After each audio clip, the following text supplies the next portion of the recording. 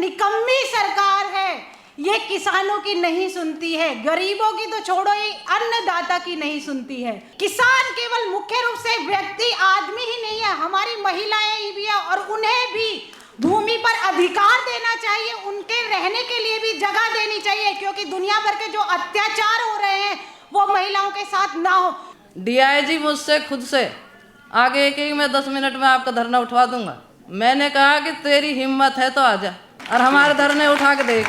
सब बहनों से मेरे यह कहना है, अगर घर से निकलो, हिम्मत करो, कोई भी सरकार अगर आती है तो उस सरकार से मत डरो। We have to fight against this BJP regime. BJP government हटाओ, आरएसएस गवर्नमेंट हटाओ, देश बचाओ, महिला बचाओ। Land is always a big issue, particularly under BJP Sarkar, Modi regime. The importance has increased. Majority of our women in rural areas, they are either agricultural workers or farmers, and majority agricultural operations are being done by women. That is their livelihood, particularly for OBCs, Dalits and Adivasis. But these governments, instead of giving land rights, distribution of land to the poor farmers and agricultural workers, ulta they are taking away the land from the farmers and thereby they are taking away their livelihood also. Some examples. The major example is our Noida, Greater Noida.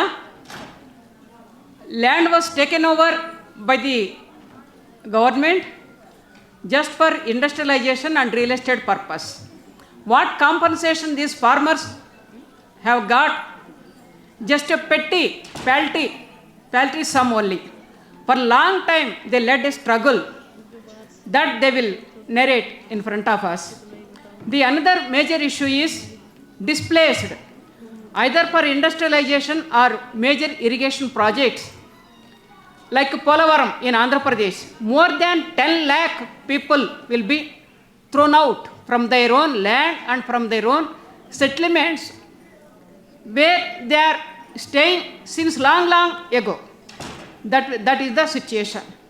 The another major issue is land rights, land patta. We all know, particularly in the tribal areas, in the forest rights, nothing is happening. Maharashtra farmers, particularly the tribal farmers, they led a long march. Even then, they are not getting much.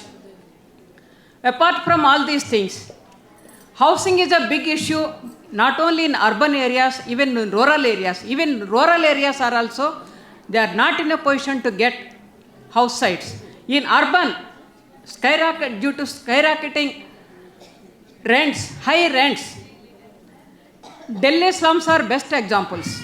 You know, Katputli colony, people were thrown out. Delhi slum dwellers, it is a hell-like. In this situation, what is our alternative? Everywhere, AIDWA is intervening, AIDWA is in support of their struggles. Even now, the ultimate alternative is to fight against all these policies. If you want to fight against these policies, we have to fight against this BJP regime. BJP government हटाओ, RSS government हटाओ, देश बचाओ, महिला बचाओ। जो हमारे देश में विकास के नाम पर भूमि अधिग्रहण होता आ रहा है और होता रहा है और होता रहेगा, उस विषय की चर्चा करूंगी थोड़ी सी, क्योंकि मेरे क्षेत्र में ये सारी चीजें, ये सारी घटनाएं घट रही हैं जो इस देश की जनता के साथ, जो किसानों के साथ, क्योंकि किसान एक अन्नदाता है, वो इस देश का, पूरे देश का भरण पोषण करता है। अगर उसी के साथ नाइंसाफी होगी तो हमारा देश एक महान देश नहीं बन सकता है। मेरे क्षेत्र में ग्रेटर नोएडा औद्योगिक प्राधिकरण पर मेरे क्षेत्र के किसान 24 जून से लगातार धरने पर बैठ रहे हैं। हमें आज 3 महीने यानी कि लगभग हमें 91-92 दिन हो गए हैं और हम लगातार अपनी मांगों को लेकर धरने पर बैठे हुए हैं। लेकिन ये जो सरकार है, मैं कहना तो नहीं चाहती हूँ, लेकिन मैं कहूँगी कि ये जो निकम्मी सरकार है, ये किसानों की नहीं सुनती है, गरीबों की तो छोड़ो, ये अन्नदाता की नहीं सुनती है। इस क्षेत्र का किसान और मेरे क्षेत्र में प्रशासन ने जो जो घटनाएं, जो जो चीज़ें हमारे साथ की हैं, मैं वो उसका भी बखान करूंगी। हमारे क्षेत्र के किसानों ने धरने पर बैठे हमने बहुत बड़ा जुलूस निकाला। उसके बाद 6 जून को हमारी बहुत बड़ी सभा का आयोजन हुआ, जिसमें हमारे बीच में वृंदा जी भी आई, वहाँ पर हमारे किसानों को हौसला दिया। उसके बाद 6 जून को हमने बहुत अच्छे से अपनी सभा का आयोजन किया और हमने अपनी कुछ मांगों को लेकर ग्रेटर नोएडा औद्योगिक प्राधिकरण के दोनों गेटों को बंद कर दिया मुख्य रूप से। उसके बाद जब प्राधिकरण ने ये देखा कि अभी तो बहुत सारी जनता है, अभी तो कुछ नहीं हो सकता, तो दिन में तो उन्होंने कोई उचित कार्यवाही नहीं की। लेकिन जैसे ही उन्होंने देखा कि हमारे आंदोलन वाले क्षेत्र पर कम लोग रह गए हैं, कुछ ही किसान बाकी हैं, तो इन्होंने, कहते हैं ना जैसे शेर झपट्टा मारता है भूखा शेर, है ना, तो वैसे ही हमारे किसानों को देखकर हमारे 33 किसानों को प्रशासन ने बंदी बना लिया और उन्होंने उन्हें बिना किसी आरोप के जेल में भेज दिया और उन पे मुख्य रूप से दुनिया भर की 151 और 141 न जाने कितनी धाराएं लगाकर उन्हें जेल भेज दिया गया। इसमें हमारी नारियों ने अपनी महत्वपूर्ण भूमिका निभाते हुए जेल जाने के बाद हमारी महिलाओं ने मुख्य रूप से इस आंदोलन की कमान को संभाला और मेरे क्षेत्र के सांसद और विधायक ने हमें झूठा आश्वासन देकर हमारे साथियों के, जब मुख्यमंत्री यहाँ पर आने वाले थे 25 जून को, तो 24 जून को झूठा आश्वासन देकर हमारे किसानों को वहां से निकाला और कहा कि एक हाई पावर कमेटी की आपके साथ हाई पावर कमेटी की कमीशन निश्चित करेंगे, लेकिन उन्होंने हाई पावर कमेटी का गठन नहीं किया और हमें झूठा आश्वासन देकर वहां से उठा दिया गया और हम किसानों ने उसका समापन, थोड़े दिन के लिए हमने अपना आंदोलन कुछ रूप से छोड़ दिया। लेकिन हम पुनः हमने 7 जून को जब हमारे जेल में साथी चले गए थे, तो महिलाओं ने आंदोलन की कमान संभालकर पुनः स्थापना करी, अपने आंदोलन की शुरुआत करी। तो मैं ये कहना चाहूंगी कि किसान केवल मुख्य रूप से व्यक्ति आदमी ही नहीं है, हमारी महिलाएं भी है और उन्हें भी भूमि पर अधिकार देना चाहिए, उनके रहने के लिए भी जगह देनी चाहिए, क्योंकि दुनिया भर के जो अत्याचार हो रहे हैं वो महिलाओं के साथ ना हो। क्योंकि बेटियों के लिए कह दिया जाता है ना माँ का घर है ना ससुराल आपका है, इसके लिए भूमि होनी की बहुत ही ज़्यादा आवश्यकता है। और मैं कहना चाहूँगी कि हम सभी को ये अधिकार प्राप्त होना चाहिए और नारी शक्ति जिंदाबाद। हम 7 तारीख को हमने महिलाओं ने जब अपना धरना जमाया तो हमारे सामने बहुत ज़्यादा प्रशासन हमारे सामने आया और हमने चैलेंज कर दिया कि या तो आज आप रहोगे या हम रहेंगे, हम अपने धरने पे पहुंच के दिखाएंगे तुम्हें।